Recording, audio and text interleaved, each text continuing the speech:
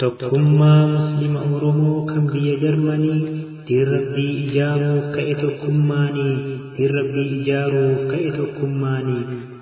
damee isaa facaasee gadhaabe Jarman keessa Muunshiniif Nuunbargiin Firaanfaktiin keessa kaayyoon isaa tokkicha diirrabbii barsiisa kaayyoon isaa tokkicha diirrabbii barsiisa.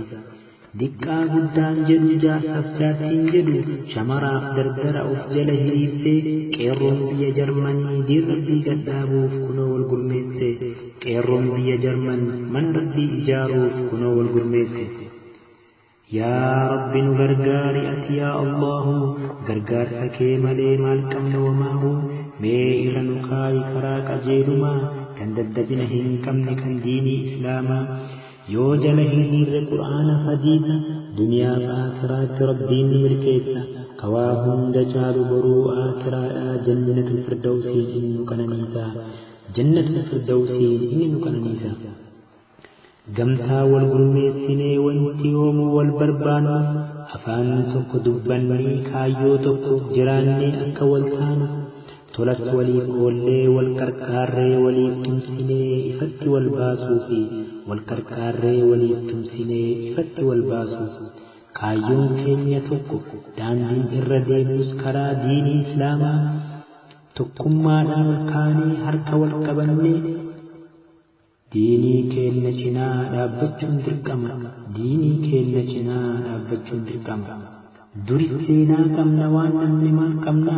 wanta nurraa malu har'a maaliif dhabna madrasaaf masjiidas ijaarachuu qabna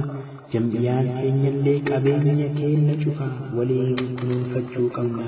qabeenya keenya cufaa waliin kunuunfachuu qabna. Har'a wagguu yaadadhu seenaa bara 1400 dura ilmi namaa cuftuu rabbii guddaa dhiisee dhakaa mukaan bula bara dubartiin dhalannaan jirtuu awwaalamte islaamummaan dhuftee sana keessaa nu baafte islaamummaan dhuftee sana keessaa nu baafte.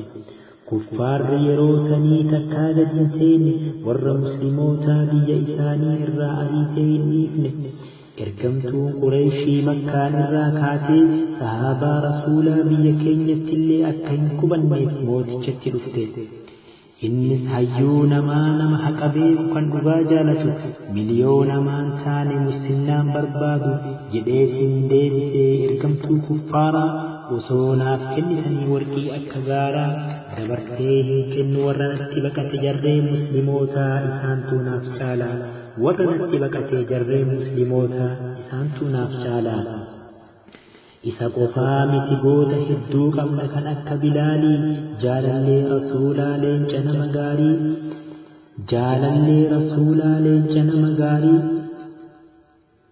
hanga rasuulli jiran gargar hin baane umrii isaa guutuu rakkoon biyya ormaa diinii rabbii irraa isan gufachiiftu ajjeecha reebichis isan rifachiiftu dhakaa gurraachi guddaan garaa irra hogguu kaamu ahaadul ahaad jedhee rabbii isaa waame hubaliin balaaleffate rabbii isaa waamu ahaadul ahaad jechaa hubaliin balaaleffate rabbii isaa waamu. Rakkoo Bilaalii hin caaltu rakkoon teenya har'a rakkoo xixiqqoo jennee diinii rabbii irraa maaliif garagallaa meeqa kamtuu jira erga biyya dhufnee kan diinii dagate har'aa asii dhufne kubbaa miilaa filatee rakkoo keessa dabres hunduma dagatee waan qaroome of siyaa doofummaa filatee waan qaroome of siyaa doofummaa filatee qaruutiin kunoo as dhufe hiriyaa waammatee inni maatii qabus ijoollee guuratee waamicha namaa dhiisee karabbii awwaate timmaa diini jaalata yoo humna qusatee galma mu'mintootaa masjiida filatee gaaddisa koola maleekaa jalatti qubate kunoo deemee dhufee gaaddisa koola maleekaa jalatti qubate. Aalimni hedduutu dhufe biyya adda addaarraa inni kun Ameerikaa kun immoo Awurooppaarraa warra eegotaatiif yuutuubii ilaallee alhamdulillah jettanii kan qaama wal garre alhamdulillah jedhaagaa kan qaama wal garre. Wanti raajii ta'ee na ajaa'ibsiise kubbaa miilaa miti warqiin akka gaaraa meedaa sana kufee osoo lafa ciise miila kan deemaa. Kubbaa laaluu jedhee aalima keenya hayyuu as dhiise miila kan deema kubbaa laaluu jedhee isaan as dhiise. silamaa hin yaadanne waan keessa dabarre bahaarii sahaaratti siyaamee kadhanne duutuu akka qabdi waan garaa nama nyaatu mee maaloo harkana qabaa jedhee osoo nutti booyuu bishaan bahaarii keessatti ruuhiin isaa baatu inni sahaaraa keessallee waanuma sandaran garaa nama nyaatu isaa du'ee ciisuu dhiiftee biraa deemtee allaatti isa nyaatu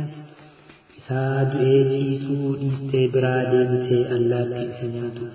yaa obboleewwan kiyya lakkaa haa toybannu nuti da'iifa kana qixaatii rabbii hin dandeenyu tan aakhiraatii miti ishimsi duniyaa hagam takka nu aasite rijektii nuun jechuun kunoo warri biyyaa hagam takka nu aasite rijektii nuun jechuun kunoo warri biyyaa erga gaafatiitii kunoo yaaddus seenne akka waan dachii rabbii irra jiraachuu hin dandeenye halkanii fi guyyaa ismaa firaarre halkanii fi guyyaa kanumaa firaarre dachii rabbiiti rabbiin gabroota isaa dhaachisa waraqaa goggoyduuf jedhee maaltuu si yaachisa eenyutu as fide eenyutu as dhaabe rabbiin bakka biraa si geessee si qubsiisuu waa dadhabe rizqima kan keettuu asitti si qabe rizqima kan keettuu asitti si qabe rakkoon nuuf haarayaa miti duruu rakkannee beeyna aadaa mu'mintootaa karaa ambiyootaa maaliree yoo rakkanne kan caaluu rakkate rabbiin mokkoreetu malaalaa nama ofii jaalate rabbiin mokkoree isa laalaa nama ofii jaalate abshir yaa obboleessa abshir yaa obboleetti bakka feetee deemtuu bakka feetee teettu wanti nyaattee dhuytu rizqima rabbiiti wanti ati nyaattee dhuytu rizqima rabbiiti wanti xiqqoo yaaduu tana ofirraa dhiisi madrasaa ijaarii ilmaan kee barsiisi abdii kee kaboruu bakka gaarii siif geessi biqiltuu ol guddatu bakka gaarii siif geessi kana ta'uu baannaan rakkoon kana caaltuu ganaa sitti dhufti ofillee rakkattee ilmaanis rakkifta hiyyummaan gadadoodha wallaallis dukkana ilmaan kee dhaalchifta rabbiin birattillee boru gaafatamta rabbiin birattillee borun gaafatamta